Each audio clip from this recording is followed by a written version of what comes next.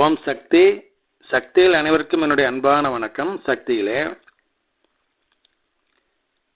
ஒரு சமயம் கனவுல அம்மா காமிக்கிறாங்க மருதுவுக்கு. இவர் ஒரு கோயிலுக்கு போறாருங்க. அந்த கோயிலில் நம்ம குரு பகவான் பங்காரம்மாவுடைய சிலைய மிக அழகா அற்புதமா அந்த பூசாரி அலங்காரம் பண்ணி வச்சிருக்காருங்க.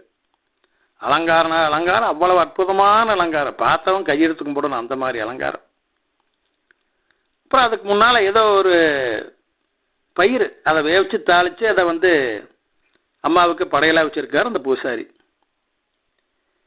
இவருடைய உத்தரவின் பேரில் இவர் கேட்டுக்கொண்டதற்கு பேரில் தான் அவர் அந்த அலங்காரம் பூஜையெல்லாம் பண்ணி வச்சிருக்காரு. மருதுக்காக காத்துட்டு இருக்காரு. மருது அங்கே போறாரு. போனவன் சாமி கும்பிட்டு முடிச்சாரு. பிரசாதத்தை வாங்கிக்கிட்டாரு. அப்போ அந்த பூசாரி சொல்றாரு, ஐயா நீங்க சொன்ன மாதிரி எல்லாம் பண்ணி வச்சிருக்கனுங்க ஐயா, எனக்கு 8 வராகன் கூலியா கொடுங்க ஐயான்னு கேட்கிறாரு.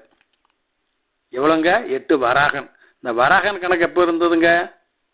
அதான் ரொம்ப பழங்காலத்தில் இருந்ததுங்க. ராஜாக்கள் காலத்தில் அந்த வராகன் படிச்சிருக்கிறோம் இல்லைங்களா? அந்த மாதிரி கணக்கில் அவர் கேட்குறாரு. ஆனால் மருது என்ன பண்ணுறாரு, 8 வராகன் கொடுக்காம 2 வராகன் தான் கொடுக்குறாரு. அதனால் அந்த பூசாரியுடைய மனசு மிகவும் சங்கடமாகி போச்சு. ஏமாந்து போட்டுமே அப்படிங்கிற மாதிரி நினச்சி பரிதாபமாக இருக்கிறாரு. என்ன பண்ண முடியும் அப்படின்னு. அவர் அப்படி வருத்தப்பட்டது மருதுவுக்கு சாபமாக அமைந்தது.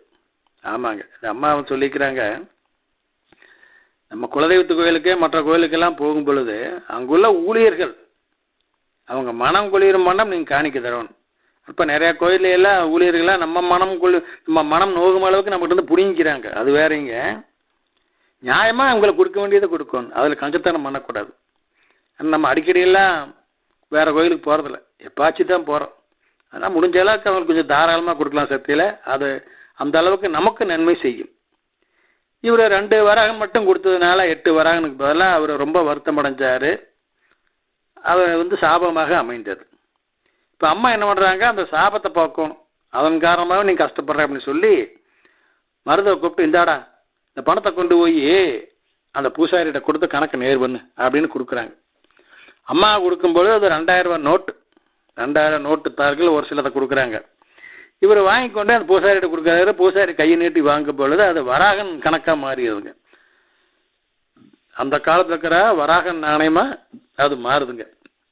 கரெக்டாக 8 வராகன் அதில் இருக்குதுங்க. அந்த பூசாரி சந்தோஷமாக வாங்கிக்கிறாருங்க.